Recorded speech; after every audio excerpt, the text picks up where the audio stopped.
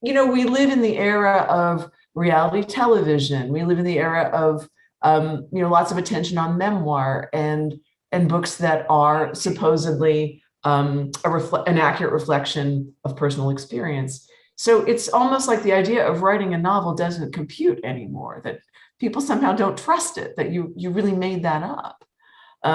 But in Victor's case, I really did make him up. There were aspects of him that I didn't have to invent because I know the world he comes from. So it made it more possible for me to imagine being him because, I've seen that guy around town.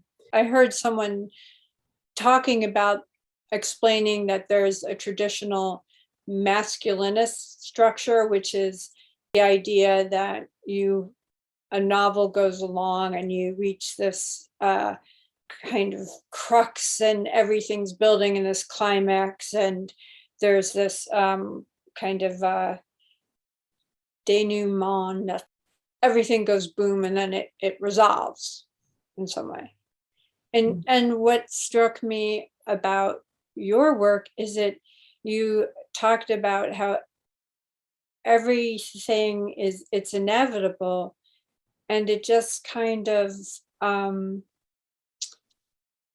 it rolls along. I was expecting, having grown up in kind of a patriarchal storytelling structure, that everything's going to go boom, that there's going to be a gun. Well, it's interesting. I've never thought of that as a patriarchal structure, but I do believe that dramatic structure is important, and I think this novel has that, and that things do move to a climax, and there's a reversal. But I think there's a big difference between story and plot, and I think what you're talking about is really plot. It's this kind of this series of events the writer cooks up and then plugs in some characters to act it out. And what I'm doing is something different. I'm making the characters first and putting them in a situation. And then, because I know them well, seeing what they do. And so it's very different from it being a series of events the writer has cooked up and forced the characters to execute. Because when I start writing, I don't know. Right. I don't know what the story's building toward, and I certainly don't know what the ending is. I have to live with the characters for a few years and get to know them. And then at a certain point, I know these people so well that I know what they would say or do in any circumstance. It's kind of the way you feel about your siblings if you grew up with close siblings. Like, I have a brother who's a year older. I know him so well that I could predict with astounding accuracy what he would say or do in any situation. Like, right. That's how well I know him. I know him in his DNA. And I know these characters that well because I invented them. And if I were to try and force them towards some particular resolution, it would become clear to me, like, well, no, Claudia wouldn't do that. Right. She didn't say that. No, that's not her. That's not him. So it's being true to the characters you've lived with for a few years, that when you get to that point in the story, you know what they do and what they wouldn't do. And to me, that's so different from plot that the writer decides on at the outset and just makes the characters execute. Well, I understand that, because in my book, Sarah, I didn't know where it was going. I didn't know what was going to happen. When I realized there's a certain point, I actually had just given birth, and I realized I was going to write a shootout, like a car chase with a shootout with guns, a very kind of, I will say this, have a jewelry mishap.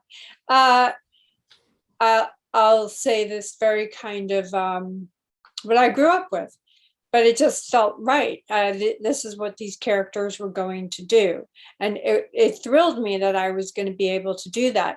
The thing is, what I like is, it feels very true to your characters, everything that happens.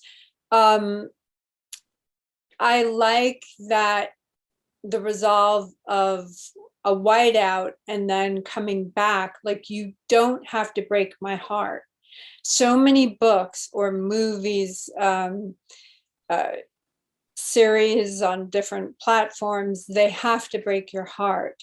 And I prefer to take you on a journey where I'm holding you. Like transgressive to me is throwing it at the wall and being so numb that you need to shock to feel alive. And I prefer to hold someone, carry them through something that they might not have known or experienced before, and take them out of it. And that doesn't mean leaving them feeling happy or satisfied, or well, satisfied, but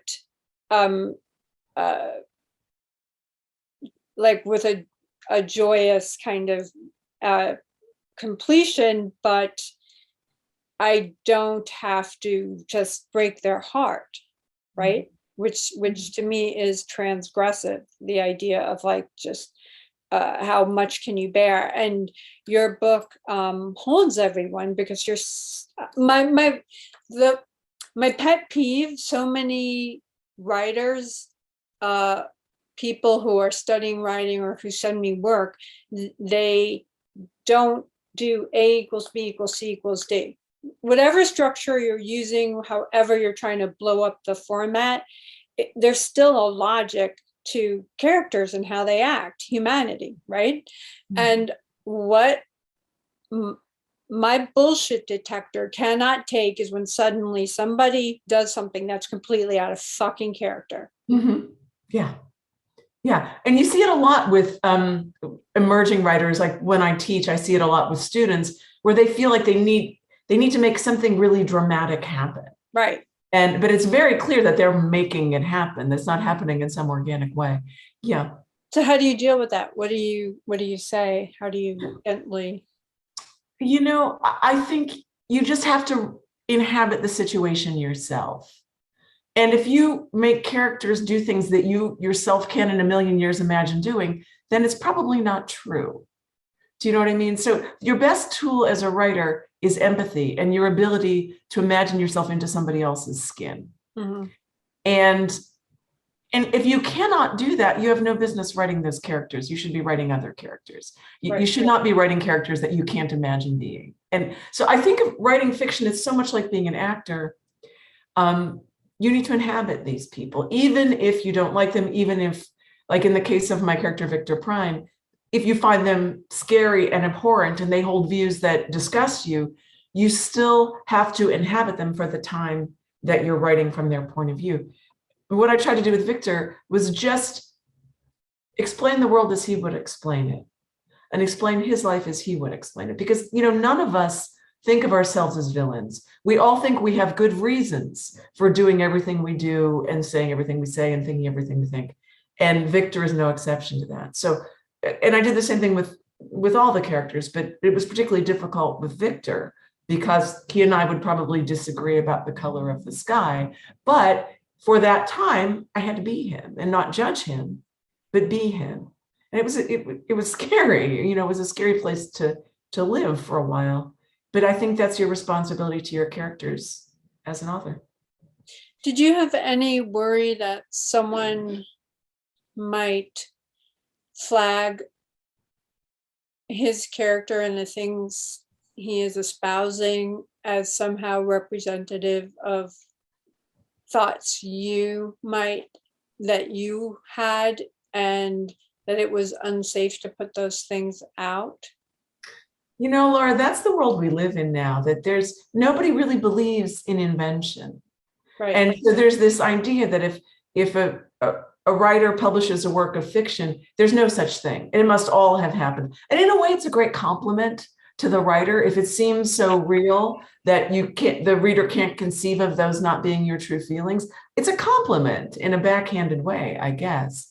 And there is a subset of readers who are maybe not very sophisticated about fiction, who maybe do think that. I don't know. We live in the era of reality television. We live in the era of, lots of attention on memoir and books that are supposedly an accurate reflection of personal experience. So it's almost like the idea of writing a novel doesn't compute anymore, that people somehow don't trust it, that you really made that up.